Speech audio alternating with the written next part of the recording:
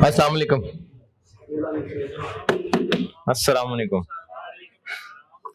दुरूद शरीफ पढ़।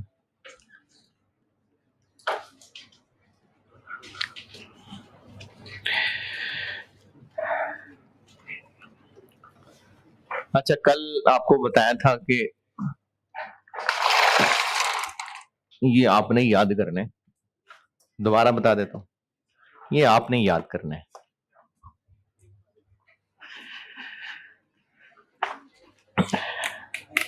जो थर्ड स्केड्यूल है ना, ये तो एमसीक्यूज के लिए है। जैसे एक एमसीक्यू मुझे याद पड़ रहा है, कुछ ऐसा था कि हाँ, कि एक non listed public sector company पे क्या एप्लीकेबल है। एक ही ऑप्शन थी, एक ऑप्शन थी आईएफआरएस एंड फोर्थ स्केड्यूल, एक ऑप्शन थी आईएफआरएस फॉर एसएससीज एंड फिफ्थ स्केड्यूल। तो इस तरह से ये एमसीक्यूज में टेस्ट हो सकता है। एक तो ये थर्ड स्केड्यूल आपने एमसीक्यूज के लिए याद रखना है। फिर फोर्थ स्केड्यूल भी मैंने आपको बताया था कि याद रखना है। जैसे मिसाल के तौर पे पॉइंट वन में ना, अब ये 2.5 लाइन का रट्टा नहीं लगाना, इसमें से कीवर्ड्स या एक समरी देख लेते हैं। जैसे इसमें लिखा हुआ है कि सब कंपनीज पे वो आईएफआरएस लगेंगे जो नोटिफाइड हैं ऑफिशियल गजट में। अब ये 2-3 वर्ड्स कीमती हैं।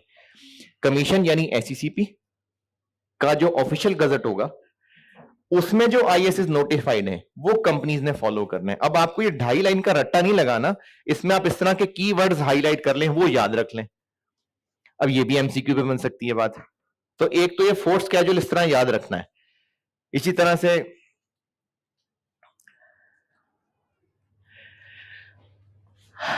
कैपिटल रिजर्व्स की मिसालें क्या हैं, फिर एग्जेक्टिव की डेफिनेशन क्या है। तो इनको रट्टा नहीं लगाना, उसमें से आप कुछ कीवर्ड्स हाईलाइट कर लें। जैसे ये कल मुझे लगता है मैंने ये बात बता दी थी कि कंपनी का एड्रेस और लोकेशन वगैरह, production capacity, number of employees, average number of employees, तो ये आप कीवर्ड्स हाईलाइट कर लें, चाहे हर पॉइंट के साथ कुछ ना कुछ 2-3 लफ्ज उर्दू के लिख लें। ये है याद करना। तो फोर्थ स्केड्यूल इस तरह से करना है याद। और एक दो मिसालें बताता हूं उसमें।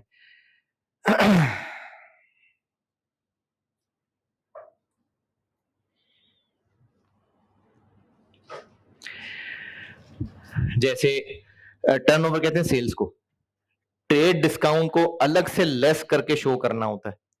जो हम कस्टमर से सेल्स टैक्स कलेक्ट करके गवर्नमेंट को जमा करा रहे होते हैं, वो भी सेल में से लेस करके शो करना होता है। ये फोर्थ स्केड्यूल की रिक्वायरमेंट है। तो ये चीजें आपको याद करनी है, रट्टा नहीं है। कीवर्ड्स, कोई शॉर्ट समरी, कोई उर्दू में लिखा हुआ कुछ, किसी भी तरह जैसे भी आपको ठीक लगे। जैसे ये है कि अगर किसी एक कंपनी को डोनेशन दी है 1 मिलियन से ज्यादा, तो फिर उस डोनी के बारे में बताना है, उसके बारे में इंफॉर्मेशन डिस्क्लोज करनी है। अब ये इन 2.5 लाइनों से ये निचोड़ निकल रहा है। तो इस तरह से ना फोर्थ स्केड्यूल आपने करना है याद। और आपके लेवल पे जो चीजें हैं, इसमें और भी चीजें थी लेकिन वो ऑलरेडी उड़ाई हुई हैं। यानी जो ओरिजिनल फोर्थ स्केड्यूल है ना, चलो वो भी दिखाता हूं।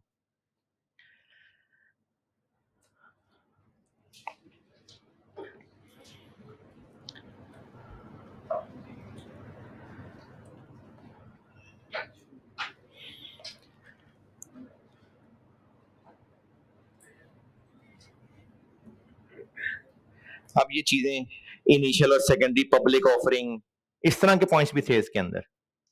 ये ओरिजिनल मैंने फोर्थ स्केड्यूल खेला हुआ है। शरिया कंप्लायंट के बारे में चीजें। तो इसलिए ऑलरेडी ना जो आपके लेवल से बिल्कुल ही ऊंची चीजें, वो डिलीट करके ही इसको फिर पैक की बुक में डाला था। तो ये आपने करना है याद। फोर्थ स्केड्यूल फिफ्थ स्केड्यूल तकरीबन सेम है, कोई एक आधा पॉइंट शायद कम हो फिफ्थ स्केड्यूल में, वरना मेनली वही है। तो ये तो भाई याद ही करना आपने। उसके अलावा मैंने कहा था कि जिस तरह से पहले मैं नोट्स पढ़ाता रहूं ना, जैसे आईएस 12 का नोट है, मैंने आपको एक टेबुलर फॉर्मेट में बना के दिखा दिया। तो आईएस में टेबल थोड़ी बना हुआ है। आईएस में तो लिस्ट लिखी हुई है कि क्या क्या डिस्क्लोज करना है। पीपी का नोट है, और क्या कराया है, लीजेस के नोट्स बताए हैं, और आईएस 38 और IS 41, और बचपन में चले जाएं तो IS 40, ये सब नोट्स जिन टेबुलर फॉर्मेट्स में आपने सीखे हैं वो IS में तो नहीं बने हुए, वो तो टीचर्स ने वैसे आपको फॉर्मेट बना के दिखाए होते हैं जो मार्केट में चल रहे हैं। तो इसी तरह से ना मैंने आपको फाइनेंशियल स्टेटमेंट्स के नोट्स का एक मुनासिब सा फॉर्मेट बना के दिया हुआ है। अब इसमें याद आपने क्या रखना है, ये जरूर याद रखना है सबसे पहले कि कंपनी के बारे में इंट्रोडक्शन ये बताना होता है एक पैराग्राफ के अंदर। अगर आपसे सब कुछ रिक्वायर्ड हुआ तो आपको कैसे पता चलेगा इनका ऑफिस कहां है? सवाल में गिवन होगा तो नोट्स का सवाल इसलिए आसान है कि सब कुछ सवाल में गिवन होता है, बस सीधा करके उसको हेडिंग्स में लिखना होता है। तो एक नोट बनता है जिसमें कंपनी का इंट्रोडक्शन होता है, फिर इसके अलावा एक चीज होती है जिसमें, और ये फोर्स कैजुअल नहीं, ये हर आईएएस की रिक्वायरमेंट है, हर आईएएस की रिक्वायरमेंट है कि जिस भी टॉपिक का आईएएस है उसके अंदर लिखा हुआ है कि जो कंपनी की पॉलिसीज हैं वो डिस्क्लोज करनी है। अब ये पॉलिसीज होती क्या है, जैसे पीपीई के बारे में IS 16 क्या क्या रूल्स पढ़े हैं? हाँ जी, कॉस्ट मॉडल तो बहुत आगे की चलेगी बात। एसेट खरीदेंगे तो उसको एक्सपेंस बनाएंगे, एसेट बनेगा, एक्सपेंस कब बनाएंगे? ओवर यूजफुल लाइफ डेप्रिसिएशन के नाम से एक्सपेंस बनाएंगे, फिर उस पर सब्सिक्वेंट एक्सपेंडिचर करेंगे तो अगर मेंटेनेंस है तो एक्सपेंस बनेगा, अगर इंप्रूवमेंट ला रहे हैं तो एसेट कॉस्ट में ऐड कर देंगे। फिर इसके अलावा डेप्रिसिएशन मेथड बेनिफिट पैटर्न की बेस पे अंदाजा लगाया जाएगा, कॉस्ट मॉडल, रिवैल्यूएशन मॉडल, यही लिखा हुआ है इसके अंदर। तो अकाउंटिंग पॉलिसीज में जो आईएएस के रूल है ना, जैसे इन्वेंट्री, इन्वेंट्री के बारे में क्या रूल्स पता है? लोअर ऑफ कॉस्ट और एनआरवी, और कॉस्ट कैसे निकालते हैं? 5 हो या, तो बस ये अकाउंटिंग पॉलिसी है। Stock in trade is valued at lower of cost and NRV, cost is determined using FIFO basis. तो ये मैंने ना कुछ मिसाल अकाउंटिंग पॉलिसीज लिखी हुई हैं, इस पे भी एग्जाम में सवाल आ चुका हुआ है। तो आप या तो ये जो मैंने सैंपल बनाया हुआ है ऑलरेडी आपके लेवल की समराइज लिखी हुई है, वरना असल में दिखाऊं कितनी होती हैं? नहीं नहीं, आप अरे अरे नहीं, अभी दिखाते हैं, अभी दिखाते हैं।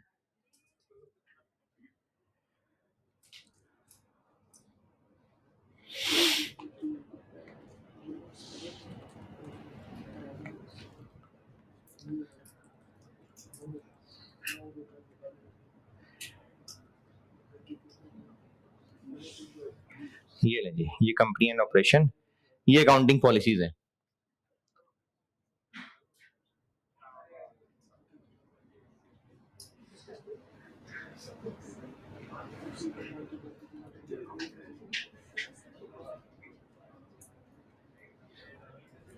ये यहां तक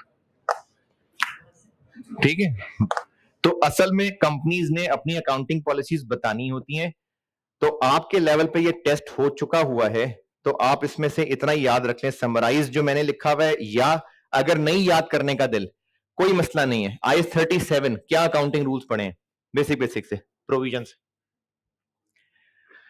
हाँ जी, प्रोविजन की अकाउंटिंग के लिए 3 कंडीशंस, प्रेजेंट ऑब्लिगेशन, वही यहां लिखा हुआ है। When the company has a present obligation as a result of past event probable, वही लिखा हुआ है।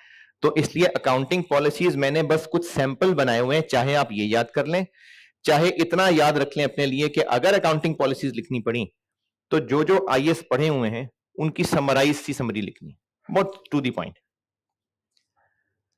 तो एक कंपनी की सलाम दुआ, एक अकाउंटिंग पॉलिसीज, उसके अलावा जितने नोट्स हैं ना, ये से मैंने सब समरी बनाई हुई। ये वो है जो मैंने कल वो ऑटम 22 का सवाल दिखाया था, कैपिटल वाला।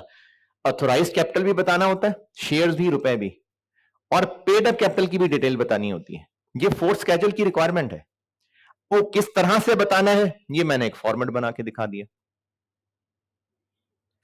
फिर इसके अलावा ये IFRS 16 में बता चुका, लॉन्ग टर्म लोन्स, अगर इनके बारे में कोई तफसील है, कब लिया था, क्यों लिया था, इंटरेस्ट कितना है, सिक्योरिटी क्या रखी है, वो शर्तें यहां लिख दें। IS 12, ये IS 12 में बताया था। कंटिजेंसी कमिटमेंट्स कल की थी बात, एक नोट होता है कंटिंजेंसीज एंड कमिटमेंट्स का। कंटिंजेंसीज में बताना होता है IS 37 contingent liability, contingent asset की अंग्रेजी, और कमिटमेंट में बतानी होती है अगर हमने कुछ कॉन्ट्रैक्ट्स किए हुए हैं पार्टीज के साथ, ये एक पोर्शन बताना होता है। ये फोर्स कैजुअल की रिक्वायरमेंट है। तो ये नोट्स जो मैंने बना के दिए हैं ना, आप ये पढ़ लें और फोर्स कैजुअल पढ़ लें तो जहन में नोट्स की पिक्चर बन जाएगी। जैसे ये मैंने कल बताया था, लोन्स एंड एडवांसेस, रीजन बताया हुआ है, मैक्सिमम एग्रीगेट बैलेंस, रिकंसिलिएशन। फिर इसी तरह से ये भी सवाल टेस्ट हो चुका है एक दफा, एक से ज्यादा दफा बल्कि। डेटर्स का ब्रेकअप बताना होता है, good, secured, unsecured, provision for doubtful debt का अकाउंट बना के दिखाना होता है। ये नोट है बकायदा ट्रेड डेट्स का। ये एग्जामिनेबल चीजें हैं, एग्जामिन हो सकती हैं। तो इनको आप मेरे इन नोट्स को पढ़ें और फोर्स कैजुअल को पढ़ें बार बार, फिर जहन में पिक्चर बनेगी। ये जो मैं भी बता रहा था, सेल्स में से लोकल एक्सपोर्ट अलग अलग बतानी है और उसमें से भी सेल्स टैक्स और ट्रेड डिस्काउंट माइनस करके दिखाना है।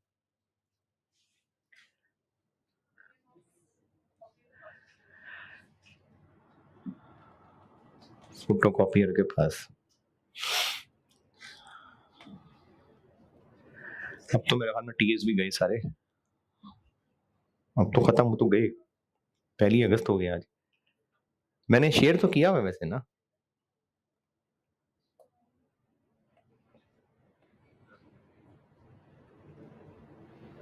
ये IS 8 का नोट है।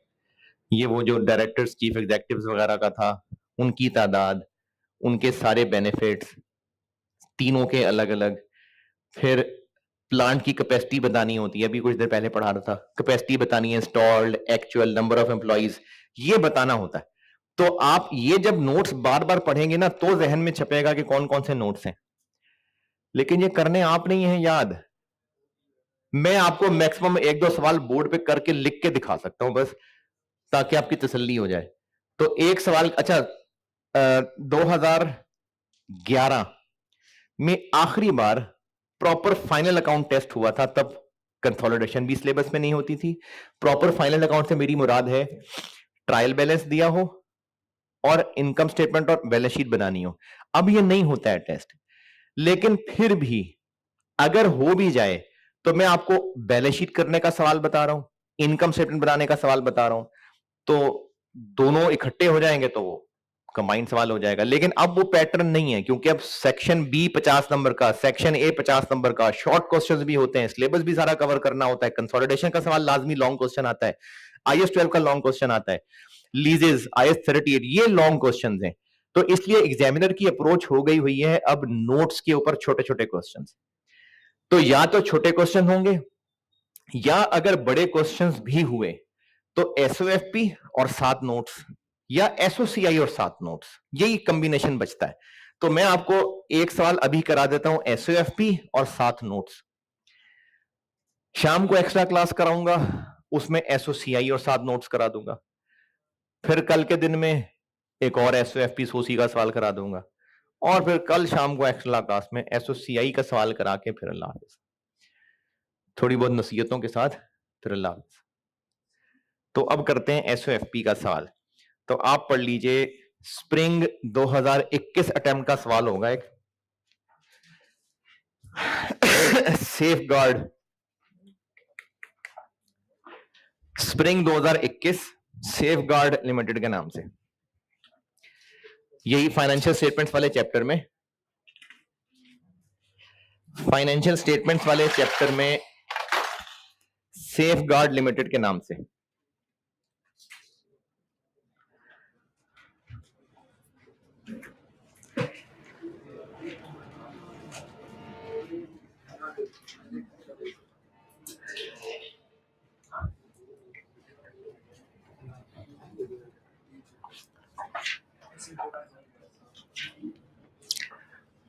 आज फिर हम शाम में मिल रहे हैं 4:15 प्रॉब्ली इंशाल्लाह।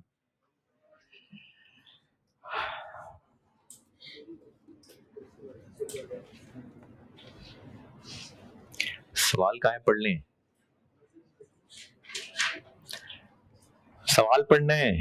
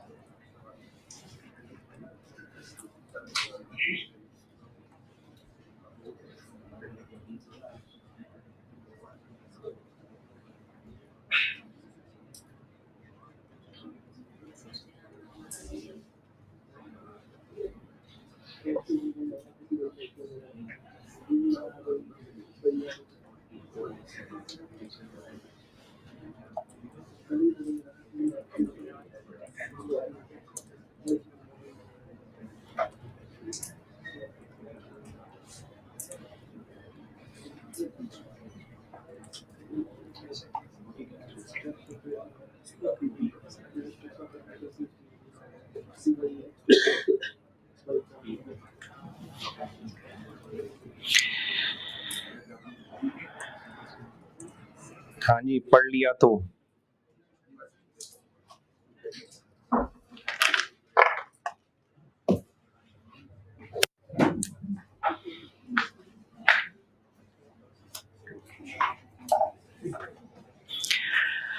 एसओएफपी और नोट्स अगर टेस्ट हो तो नोट्स को बाद में रखिएगा, पहले एसओएफपी पूरी कर लीजिएगा, क्योंकि नोट्स तो जस्ट एडिशनल इंफॉर्मेशन है। तो एसओएफपी पूरी कर लें, और एसओएफपी बनाने का तरीका जैसे कंसोलिडेशन में करते रहे कि सारी लाइन आइटम लिखें, ब्रैकेट में फिगर लिखें, फिर एडजस्टमेंट्स करें और ब्रैकेट बंद करें और बस बैलेंस शीट बन गई।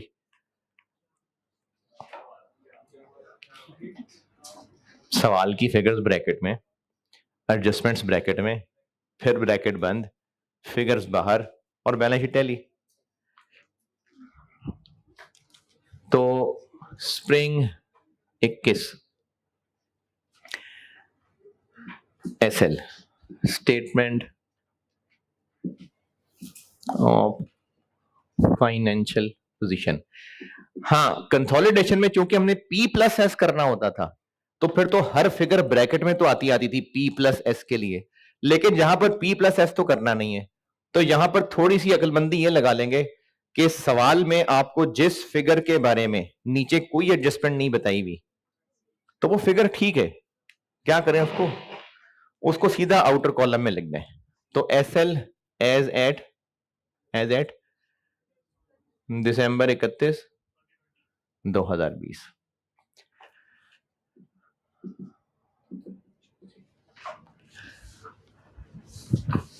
Non current assets,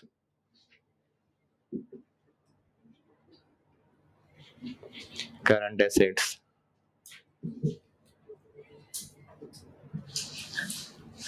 equity, non current liabilities,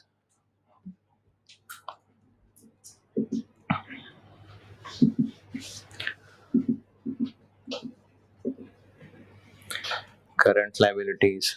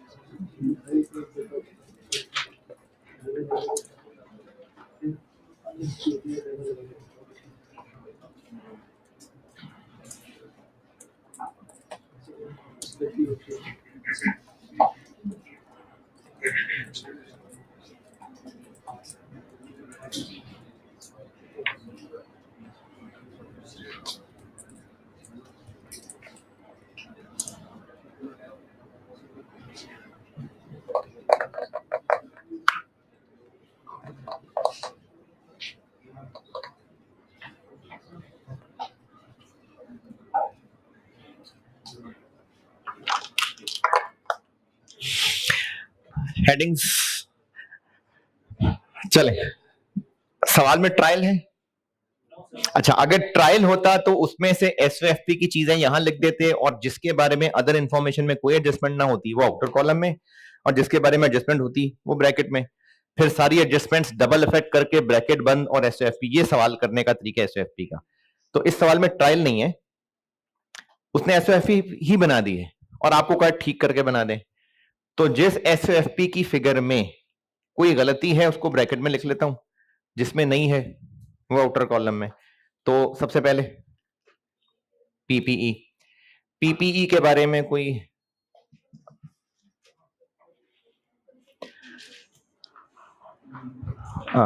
तो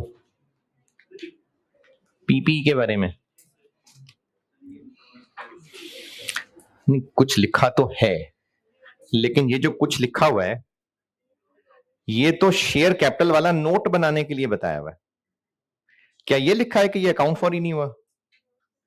नहीं, वो तो नोट्स बनाने हैं इसलिए इन्होंने इंफॉर्मेशन दी हुई है। ये तो कहीं नहीं कहा कि पीपी में फलानी चीज रिकॉर्ड नहीं हुई। तो पीपी के बारे में कोई एडजस्टमेंट नहीं है, तो पीपी ठीक है, उसको लिख दें आउटर कॉलम में 4520। और नॉन करंट में लोन टू एम्प्लॉइज, और ये नीचे पॉइंट में पता चल रहा है कि ये डायरेक्टर्स भी हैं। कितना? 330। इसमें कोई एरर वगैरह? तो इसमें नहीं चले, loan to employees and directors कह दिया, तो इसमें एरर है कोई? तो फिर ये इंफॉर्मेशन क्यों दी है? वो लोन्स और एडवांसेस का नोट बनाने के लिए, लोन्स एंड एडवांसेस। अच्छा, आपको याद नहीं हो गए हैं लेकिन करने हैं, तो वो लॉन्ग टर्म लोन एडवांसेस वाला नोट बनाना पड़ेगा। कितने हैं? 330। और कोई नॉन करंट एसेट?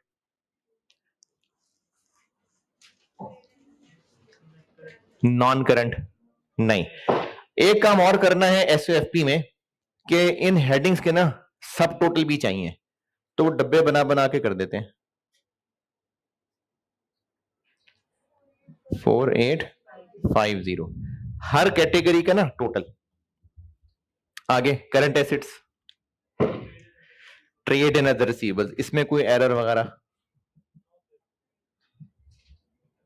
तो इनको फिर सामने लिख दें। कितना? 3265। और current asset, stock in trade, इसमें कोई एरर? तो बस ये भी ठीक है। 22। और कोई करंट एसेट नीचे इंफॉर्मेशन में कुछ पता चल रहा हो? तो सवाल वाले ने उसको बैंक ओवरड्राफ्ट में नेट कर लिया हुआ है, तो सही है। नहीं, कैश इधर आना चाहिए करंट एसेट्स में। 30। और कोई करंट एसेट? नहीं, करंट एसेट्स का डब्बा।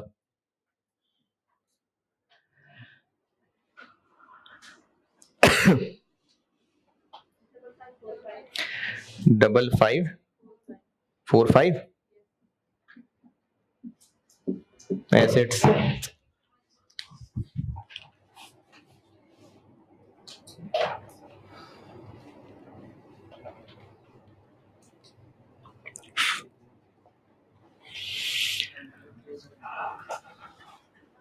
ये है बैलेंस शीट। आगे इक्विटी में आ जाए, शेयर कैपिटल। शेयर कैपिटल में कोई एरर है? Yes sir. क्या एरर है कैपिटल में? पर नोट की इंफॉर्मेशन है कितना, 5000। इसके बाद तो रिजर्व सब मिला के एक लाइन में लिख दें? हैं? नहीं, अलग अलग बताने होते हैं। एसओएफपी में कैपिटल लिखा था, लिख दिया। उसके बाद क्या लिखा हुआ? रिजर्व्स। तो ठीक है, एक लाइन रिजर्व्स की बस। नहीं, अलग अलग तोड़ना है ना। अब आपके पास क्या क्या इंफॉर्मेशन है देखते हैं। पॉइंट नंबर 1 में कुछ, 2 में कुछ, क्या प्रीमियम पे शेयर इशू किए हैं। तो प्रीमियम पे इशू किए हैं तो शेयर प्रीमियम भी फिर एक लाइन आइटम आनी होगी। कितने? 130 शेयर्स हैं और इंटू 5, 650। और कोई रिजर्व में कोई चीज? पॉइंट नंबर 3, ये अलग बताना होता है। रिवैल्यूएशन सरप्लस,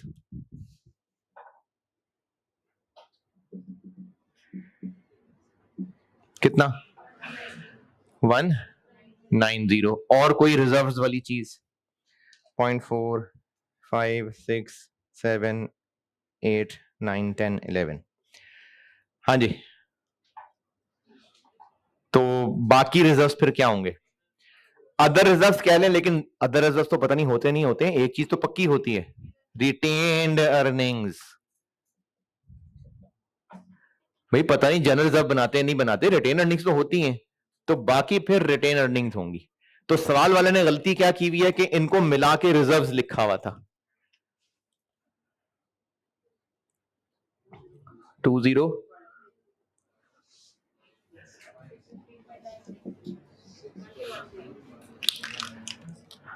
1210 और इक्विटी का डब्बा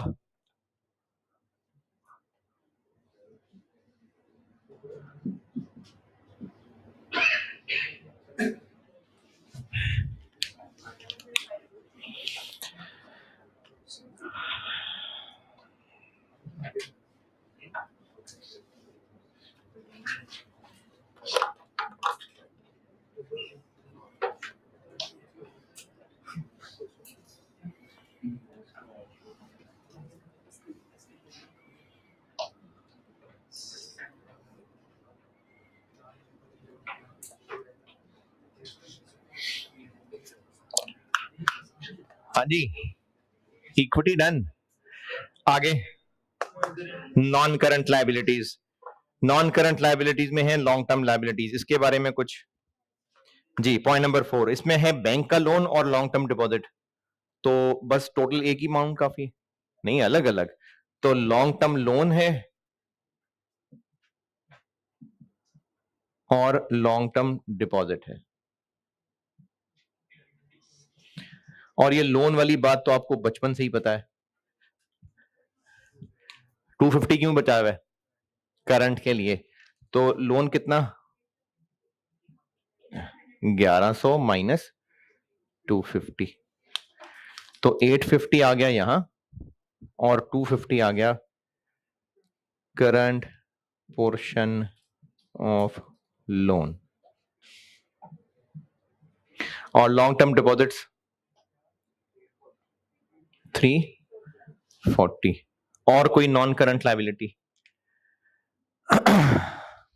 अच्छा, जितने भी एसओएफपी के साथ नोट्स के सवाल आए हैं ना, एक इखलाकन एहतियातन कल और करा दूंगा। सब ऐसे ही है, सिर्फ सीधी सीधी फिगर्स लिखनी है, क्योंकि मेन फोकस उसका था कि नोट्स बना दें बस।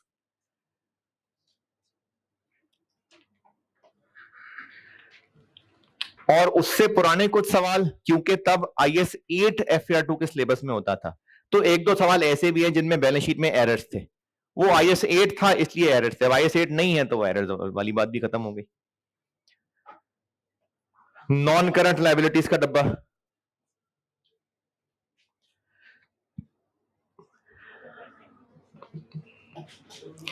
करंट लायबिलिटीज में कुछ और, ट्रेड एंड अदर पेएबल्स, तो ये ठीक है या इसमें कोई गड़बड़ है? इसमें इन्होंने अनपेड डिविडेंड मिलाया हुआ है, जबकि फोर्थ स्केड्यूल कहता है कि वो अलग से दिखाना है, तो इसलिए अनपेड डिविडेंड। ये अनपेड डिविडेंड वही है जो कंसोलिडेशन में डिविडेंड पेएबल होता था। कितना है अनपेड डिविडेंड? 18। तो ट्रेड एंड अदर पेएबल्स जो उसने लिखे हुए बैलेंस शीट में 16, इसमें 18 मिलाया हुआ था, वो हमने अलग करके दिखा दिया 1592। और कोई करंट लायबिलिटी? बैंक ओवरड्राफ्ट, इसमें क्या मसला है?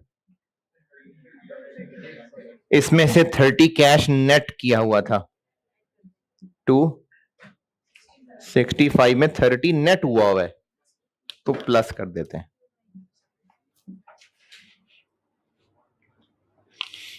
खत्म होगी बैलेंस शीट, बस वाकई यही थी। 21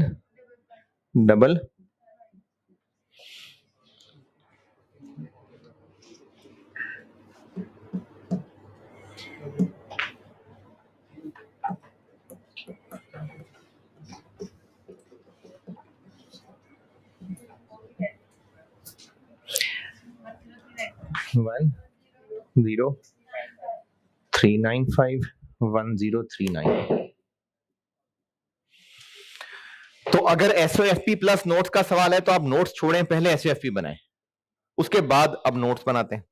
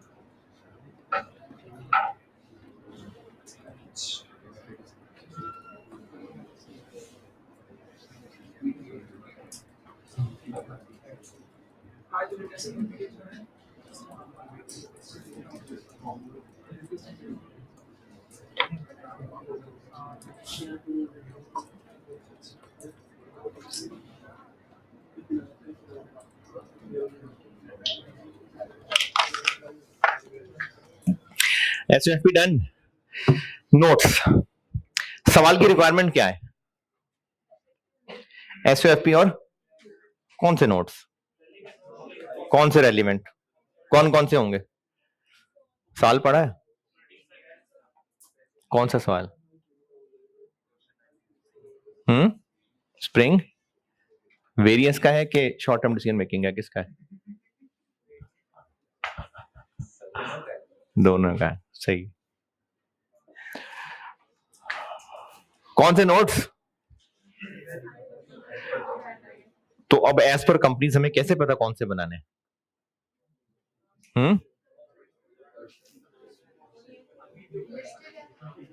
तो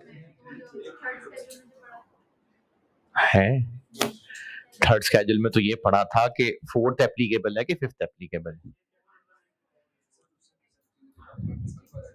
जिसकी इंफॉर्मेशन है वो बनाने, जिसकी इंफॉर्मेशन है वो बनाने। सबसे पहले कंपनी की इस्लाम दुआ है इंफॉर्मेशन, अकाउंटिंग पॉलिसीज मना किया हुआ है, वरना बनाते। अगर ये रिक्वायरमेंट में बोल्ड करके ना लिखा होता ना कि अकाउंटिंग पॉलिसीज का नोट नहीं चाहिए, तो बनाते, क्योंकि ऑल पॉसिबल नोट्स बनाने। फिर उसके बाद यहां पर क्या क्या चीजें ऐसी हैं जिनका नोट हम बना सकते हैं, सवाल में डेटा है। पीपी का बना सकते हैं? पीपी का कहां कोई इंफॉर्मेशन ही नहीं है, कैसे बनाएंगे स्केड्यूल उसका? हाँ, डायरेक्टर्स वाले का बिल्कुल बना सकते हैं। तो जिसका बना सकते हैं हम यहां पर कह देंगे नोट नंबर 1 हो गया कंपनी का इंट्रोडक्शन। 2 ट्रेड डेटर्स, इसका तब बनाते जब डेटर्स में secured, unsecured, good, doubtful debt, provision for doubtful debt, तब बना पाते। नहीं है। स्टॉक एंड ट्रेड के बारे में कोई इंफॉर्मेशन के नोट बनाए इसका? कुछ नहीं। कैश कुछ नहीं। कैपिटल हाँ बिल्कुल, नोट नंबर 3। इसके बारे में कोई तफसील? क्या क्या गिरवी रखा, क्या इंटरेस्ट रेट, कुछ भी नहीं, इसका भी कोई नोट नहीं बना सकते। बस। तो एक तो कंपनी का इंट्रोडक्शन, फिर उसके अलावा यहां से पता चल रहा है एक लॉन्ग टर्म लोन डायरेक्टर्स वाला, एक कैपिटल वाला, और सवाल में कोई और नोट लग रहा हो। Operating segment IFRS 8। तो ये 4 नोट्स हैं जो हमने बनाने हैं, इसके अलावा और है ही नहीं इंफॉर्मेशन। तो ऑल पॉसिबल नोट्स का मतलब है जिसकी इंफॉर्मेशन है, और वही नोट्स हैं जो मैंने आपको लिख के दिखाने थे ताकि आप, सर ने लिखा है कुछ तो इसलिए मैं इसको लिख रहा हूं। SL notes to financial statements. Number 1 company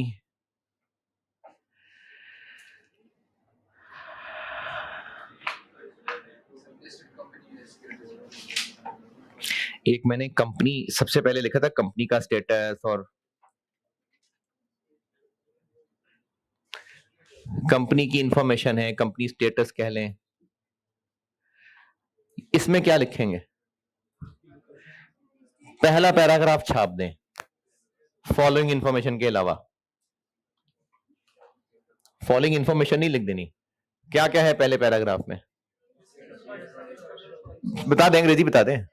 SL is listed on Pakistan Stock Exchange and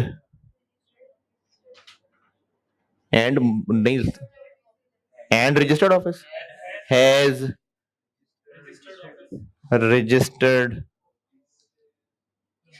अच्छा, ये आपने भी लिखना है, मैंने नहीं लिखना है, सिर्फ आपने भी लिखने हैं।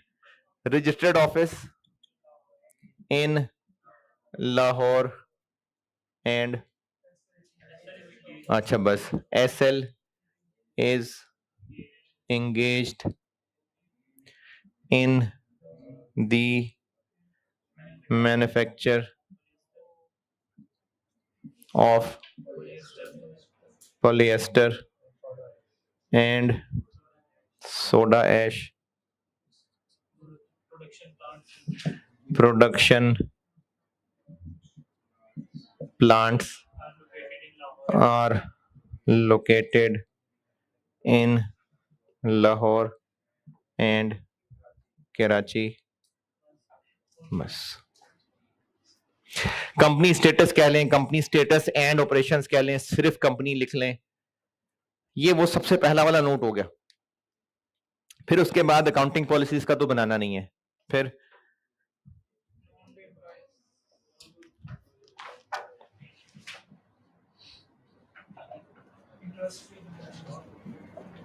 इसमें क्या क्या बताना होता है?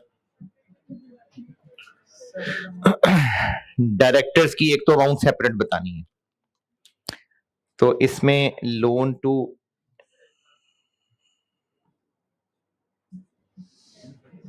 Employees, loan to directors, loan to directors है 140, तो बाकी फिर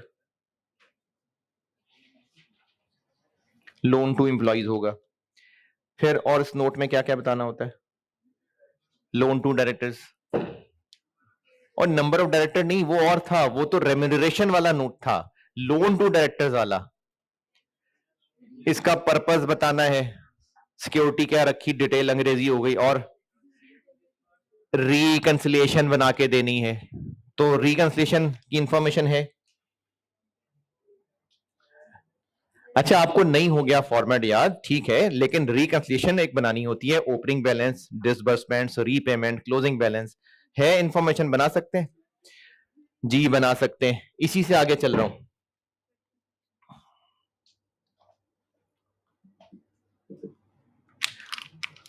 बैलेंस एज एट 1 जनवरी 20, पता नहीं। डिसबर्समेंट्स मतलब और लोन देना, पता नहीं। रीपेमेंट 0 है। 140 क्या है?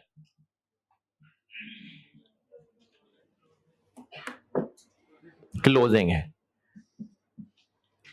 डिसबर्समेंट्स इसका 30,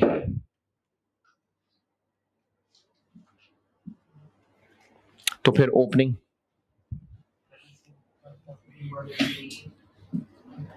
ये रिकैंसलेशन हो गई। डिसबर्समेंट होती है नया लोन दिया, वो कहा है कि इसमें से 30% इस साल दिया है, तो ये रिकंसिलिएशन में आ गया, तो बाकी फिर ओपनिंग होगा। और इस नोट में क्या बताना होता है? हाँ जी, हैं जी, पर्पस बताना है ना, मतलब जो अंग्रेजी बताई है यहां छाप दें। क्या क्या अंग्रेजी बताई हुई है? Loan to directors is an interest free house loan repayable in 10 years. Repayment will start after 2 years. ये लॉन्ग टर्म लोन डायरेक्टर्स वाले का नोट है।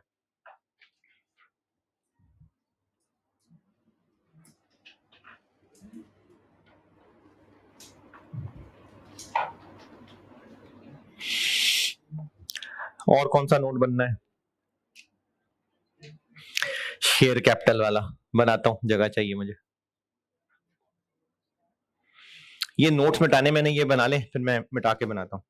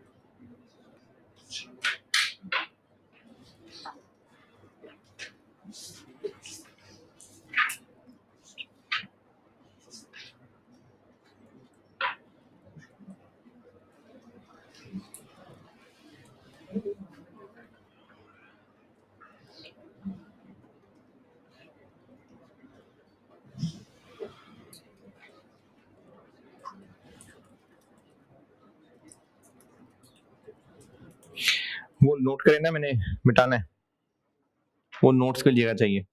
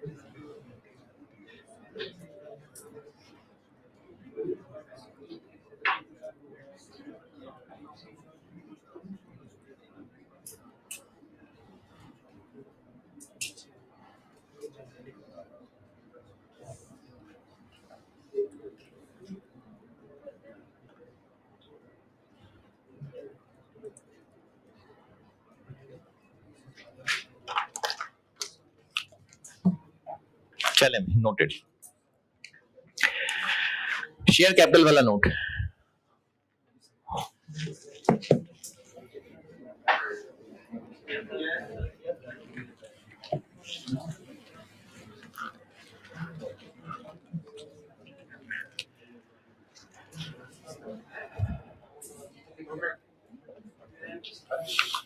शेयर कैपिटल वाला नोट, इसमें क्या बताना होता है?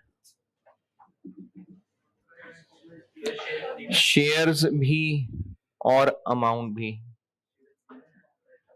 शेयर्स भी मिलियन में है और अमाउंट भी मिलियन में है, और इसमें अथोराइज भी बताना होता है। कितना है? 900 और 9000, क्योंकि 10 रुपए का एक है। ये पॉइंट 1 में बताया हुआ है। अच्छा, पॉइंट 2, फिर इसके बाद यहां क्या बताना होता है? Issued subscribe paid up capital का ब्रेकअप, कि उसमें कितने कैश के अगेंस्ट हैं, कितने बोनस हैं, कितने कोई और हैं। Issued subscribed and paid up, तो कौन कौन से हैं? अगेंस्ट प्लांट एंड बिल्डिंग है, अगेंस्ट प्लांट एंड बिल्डिंग बताया ना पॉइंट 2 में, कितने? 130, और इधर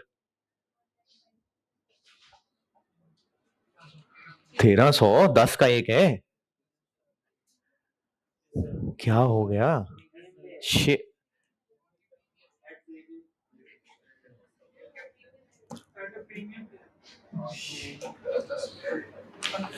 शेयर कैपिटल में फेस वैल्यू आती है। खत्म कर रहा हूं मैं अपनी तरफ से FR 2।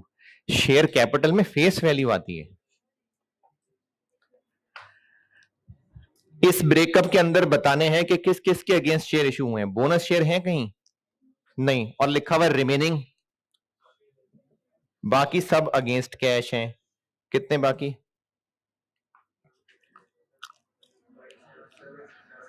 हैं 770, शाबाश 770। ये ऑथोराइज्ड है भाई, पेड अप कैपिटल का ब्रेकअप बता रहे हैं हम, उसमें ऊपर वाले में से नहीं माइनस कर दें। ये ऑथोराइज्ड है, इसकी कोई अकाउंटिंग नहीं हुई होती, ये जस्ट एक इंफॉर्मेशन है। Authorise capital, paid up capital कितना है? 500 है ये। तो इस 500 में से 370 और इधर 37, ये कैपिटल का नोट है। ऑथोराइज बताना होता है और पेड अप का ब्रेकअप बताना होता है, शेयर्स भी और अमाउंट भी। ये है जो ऑटम 22 में एक 7 नंबर 6 नंबर का सवाल टेस्ट हुआ है। ये सिर्फ ये, और हाँ शायद कंपैरेटिव भी थे उसमें।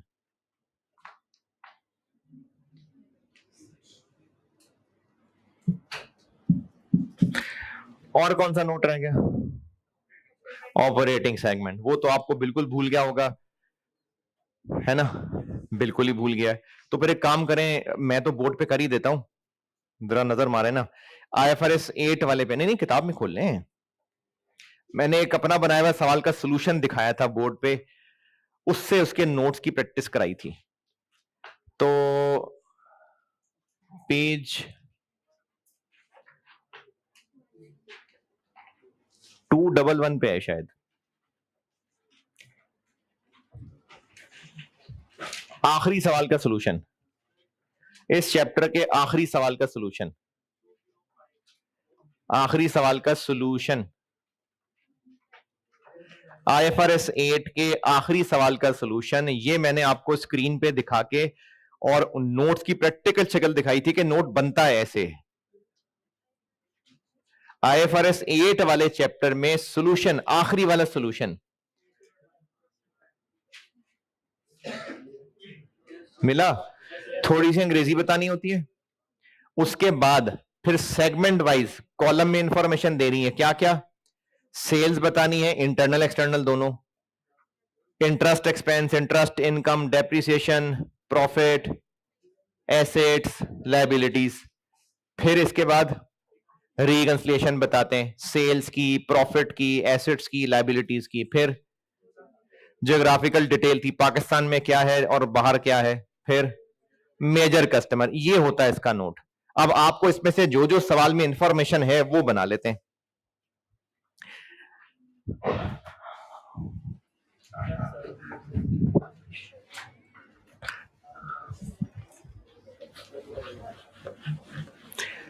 ऑपरेटिंग सेगमेंट का नोट बनाने लगा।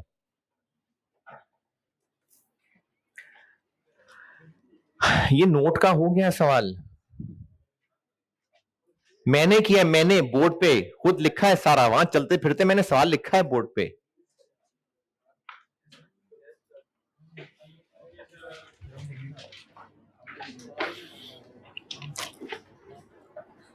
अच्छा, ये जब अटेम्प्ट थी ना, ये स्प्रिंग 21 ना, तो इसके बाद कुछ बच्चों का फीडबैक और सोशल मीडिया पे, वो IFRS 8 से 20 नंबर का सवाल आ गया था। IFRS 8 से 20 नंबर का सवाल। अब ये जज्बाती हरकत पेपर में क्या है, सवाल पढ़ा, उसमें IFRS 8 था, तो स्टूडेंट ने कहा ये तो मैंने छोड़ दिया था, गए 20 नंबर। मुश्किल से 4 नंबर का होगा वो पॉइंट, बाकी 16 नंबर गए। देख के डर के छोड़ दिया सवाल कि ये IFRS 8 का 20 नंबर का सवाल है, सर ने तो ज्यादा शॉर्ट क्वेश्चन आएगा। ये बच्चों ने शो किया था कि टीचर्स ने कहा था शॉर्ट क्वेश्चन आएगा, 20 नंबर का IFRS 8 का सवाल आया है। तो IFRS 8 नहीं है 20 नंबर का, उसमें एक नोट है IFRS 8 का। अब IFRS 8 का नोट बनाता हूं। Note number 4, operating segments. एक तो हो गई अंग्रेजी, सवाल वाली अंग्रेजी छाप दें, क्या है, SL has 2 operating segments on the basis of geographical locations। और फिर एक सेगमेंट वाइज टेबुलर इंफॉर्मेशन है।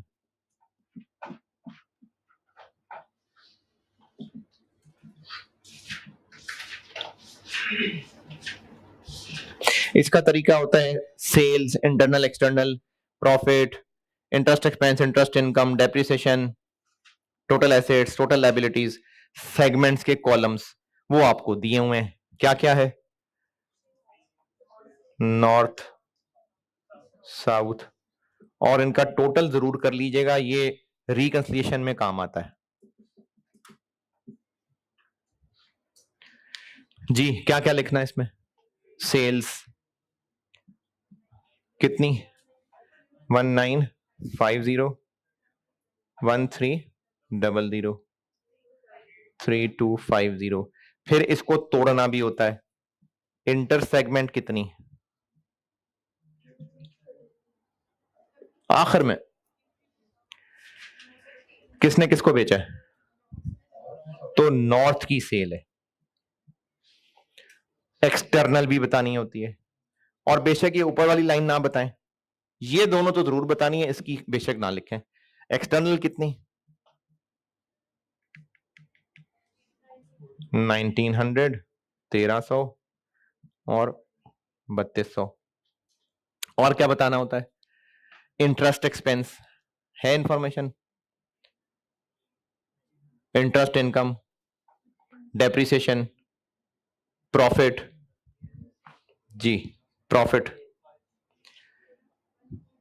13570। और क्या बताना होता है? वो सॉल्यूशन रख लें बेशक सामने, वो IFRS 8 का आखिरी, एसेट्स और लायबिलिटीज। तो टोटल एसेट्स ये तो बताए नहीं। हाँ जी, टोटल एसेट्स के बारे में कहा है कि 4:3 की रेशियो में बांट लें। कितने हैं टोटल जिनको बांटना है? 300 की अंग्रेजी पूरी भी तो पढ़े। इससे ऊपर वाले पॉइंट में लिखा हुआ है कि एसेट्स, अदर इनकम और expenses can not be allocated, वो 300 हैं। सिर्फ पीपी, ये टोटल एसेट्स हैं, इसमें से कितने एलोकेट नहीं हो सकते? 300। तो बाकी को एलोकेट कर देते हैं। 100, ये है 300 नहीं हो सकता एलोकेट, तो बाकी हो सकता है, उसको 4:3 में।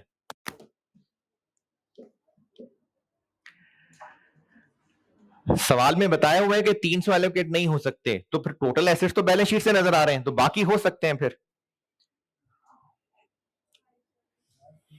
हैं भाई, जाग रहे हैं?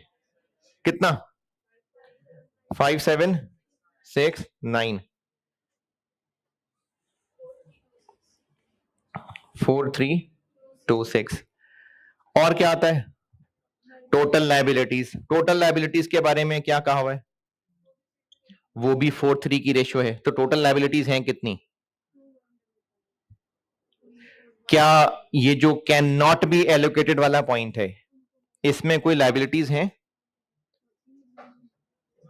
नहीं, तो इसका मतलब है सारी लायबिलिटीज 4:3 में। कितनी है लायबिलिटीज? ये है, ये है 3345। तो 3345 को तोड़ दिया 4:3 में, 19111434। ये सेगमेंट वाइज इंफॉर्मेशन हो गई। इसके बाद सेल्स, प्रॉफिट, एसेट्स, लायबिलिटीज की रिकंसिलिएशन।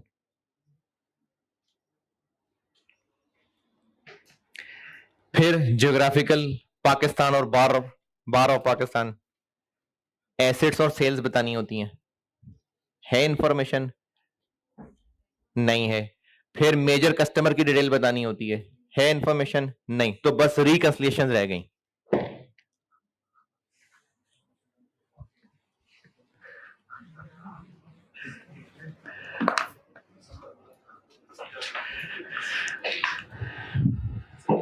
reconciliation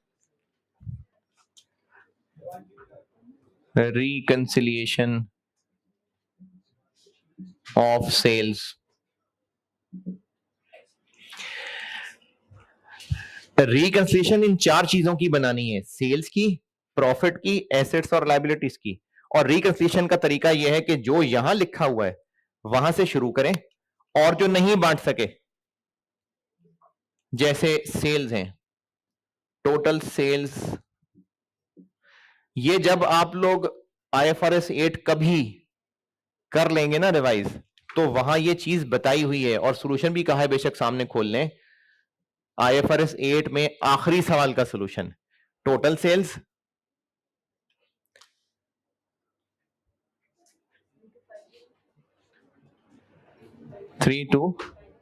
इसको कंपनी की इनकम स्टेटमेंट वाली सेल्स तक पहुंचाना है, इंटर सेगमेंट कर देते हैं माइनस।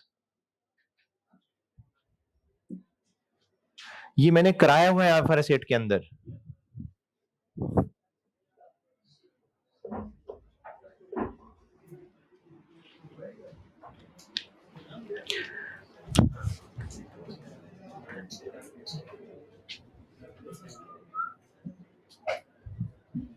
प्रॉफिट की रिकंसिलिएशन में क्या, किससे शुरू करेंगे? प्रॉफिट की रिकंसिलिएशन में 205 से, और इसको टैली कराना है किससे? जो कंपनी का प्रॉफिट है। कैसे होगा टैली? जी, जो अनएलोकेटेड हैं इनकम्स कितनी है, अनएलोकेटेड एक्सपेंसेस भी हैं,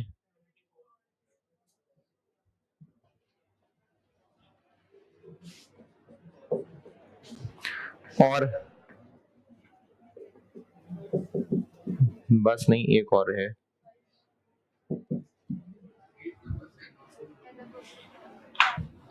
कितना है?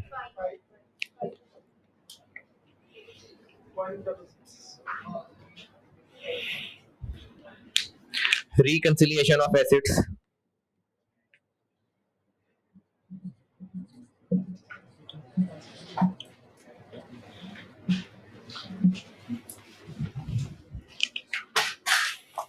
इसमें टोटल एसेट्स ऑफ सेगमेंट्स 10095, आगे अनएलोकेटेड। अच्छा, ये मैं ही करे जा रहा हूं सवाल, क्योंकि आपको आईएफआरएस शीट का कख भी याद नहीं है, इसीलिए कह रहा हूं कि वो सॉल्यूशन भी सामने खोल के रख लें। तो अनएलोकेटेड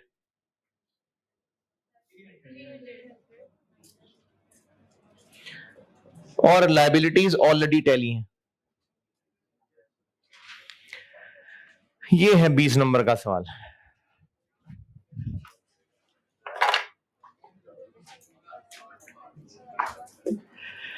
चले जी, भी कॉस्ट के बाद दोबारा मिलते हैं। ठीक है, अल्लाह हाफिज।